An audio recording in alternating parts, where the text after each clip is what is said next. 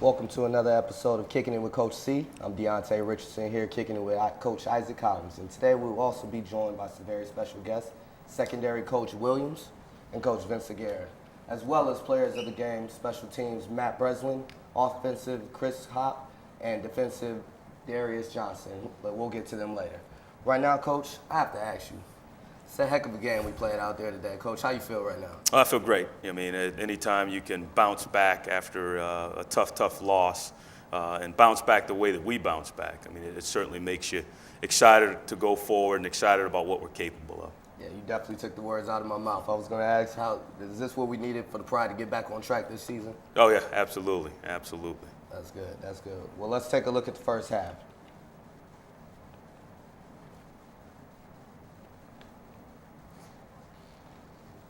Pretty much a dominating performance on all cylinders of the ball, Coach. But right out the gate, you can see the pressure of the quarterback is just relentless this week, once again.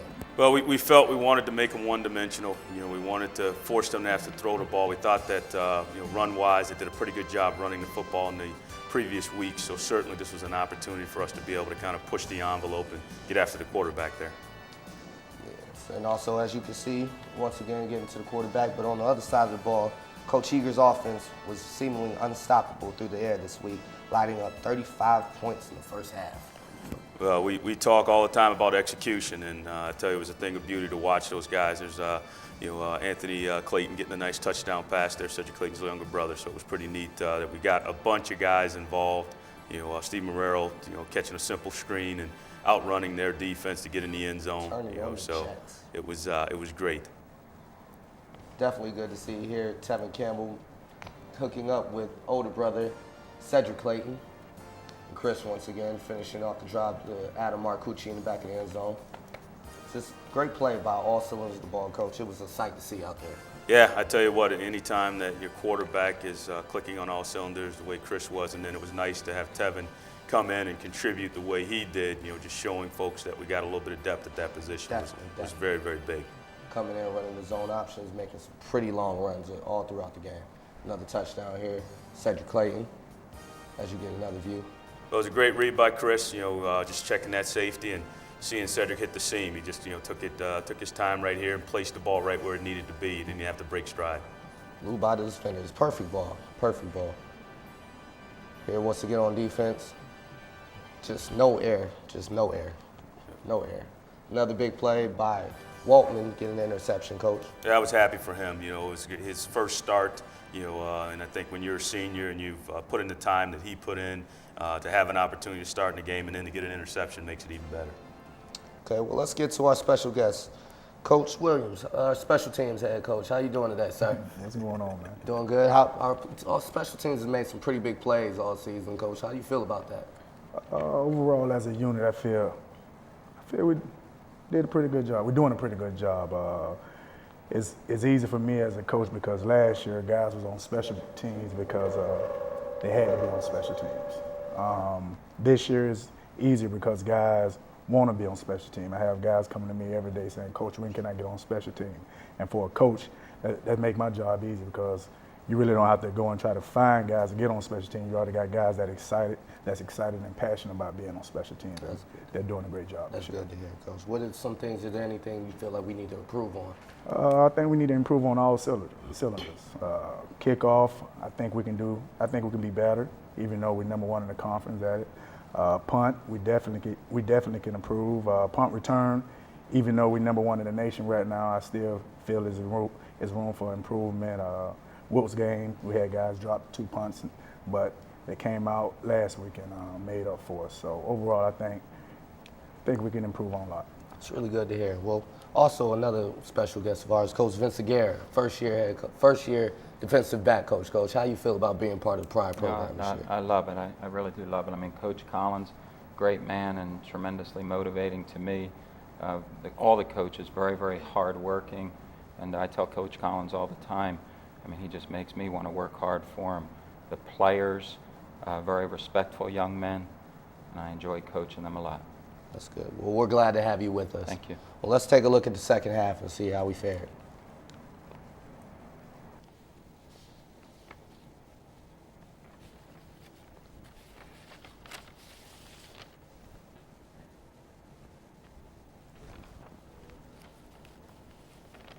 Now, Coach, we've seen second half, we've seen quick first half starts, you know, as in the Lyco game, Coach. So I know in the locker room you stressed to us that we had to come out firing in the second half and take care of business.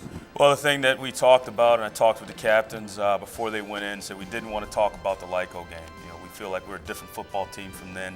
We knew what we needed to do, so we really just talked about executing the way we executed in the first half, being able to put two halves together, and we kind of challenged the guys in the locker room about, hey, if we just do the little things like we did in the first half, we can put ourselves in position to have a great, great second half, and certainly that took place. Those little things definitely turned out into a pretty big lead, Coach.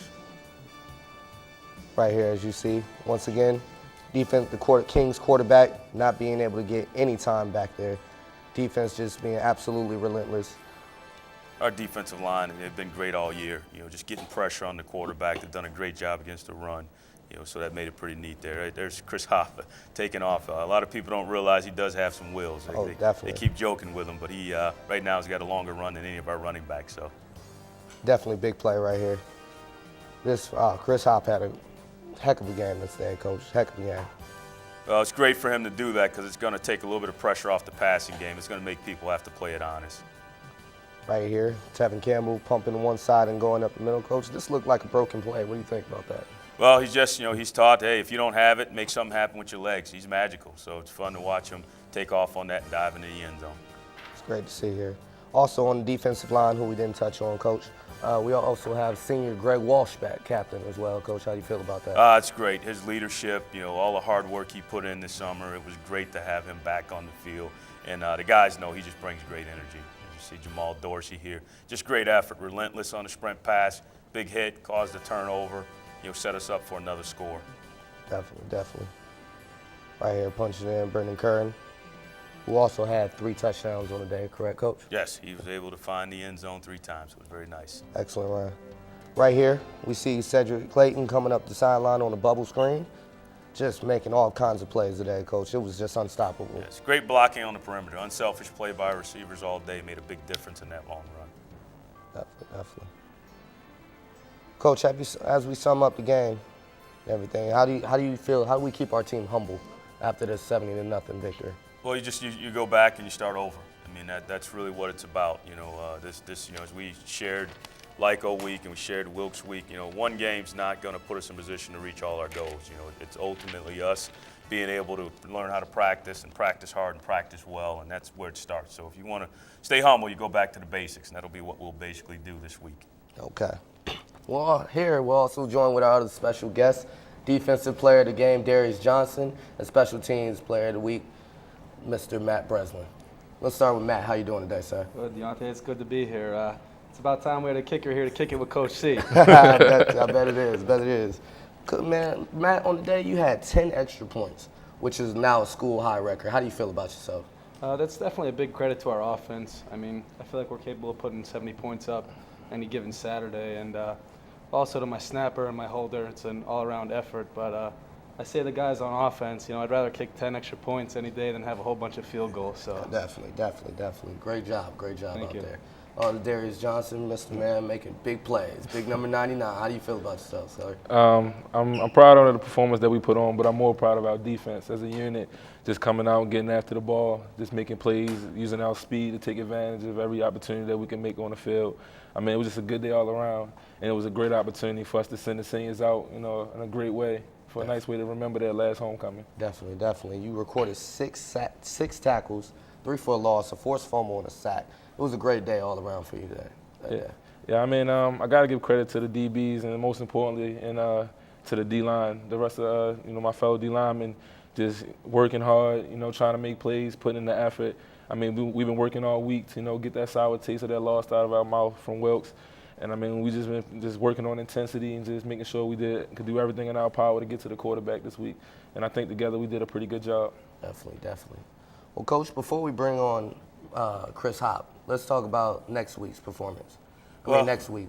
Well, I mean, it's for us. I mean, we're back in it again. We got another league game. You know, we're playing against FDU. You know, they're searching for a win. They're a young football team, new head football coach, so they're basically trying to get to where we were a year ago. Just get your feet underneath you, get a win. They're coming to our place. Anytime you're a young football team, I think one of the great things that'll help you is your ability to be able to get a great road win. So for us, it's not going to get any easier. I mean, we have to make sure that we don't get blinded by the the record. We got to focus on what they're doing. We got to try to take away the good things they do and put ourselves in a position as a program to kind of continue and make it now. Let's go 1-0 this week because Kings was great. It was a heck of a game. It was a lot of fun. It was homecoming. But for us, we really have to make sure we take the next step and get ready to get a big win against FDU. Definitely. Well, now we're joined with not only Offensive Player of the Week, but as well as MAC Conference Offensive Player of the Week, Chris Haupt. How you doing today, sir? Doing well. How are you doing, Diante? I'm all right, man. I'm all right. How do you feel you did this week, Chris? We had a great team effort this week. The offense, as usual, Coach Eager put us in a great situation to succeed. We just went out and we made plays, get the ball in the playmakers' hands and let them do some work. So. Definitely. You accounted for 24 for 40 for 346 yards, which was a personal best, as well as 5 touchdowns. So, I mean, you've been rewarded with the MAC Player of the Week. I mean, like, you just did a great job leading us all season. How do you feel like we need to go from here? How do we build on it after the first week of the season? I mean, the first half of the season. How do we just keep building? I think our offense is explosive. Any play that we get the ball in the right person's hands, they can take it to the house. So, the biggest thing is just play within the scheme. Don't try to do too much, and just go with the coaches. Like I said, they put us in a great position every week to succeed. So, just staying on task and staying with the plan is going to be the biggest thing. If we do that, we should be all right. Thank you. Well, it was good having all you on the show today. Thank you for all our other guests, and that's all the time that we're going to have this week. Until next time, I'm Diante RIchardson, kicking it with Coach C. Come kick it with me next week. Peace.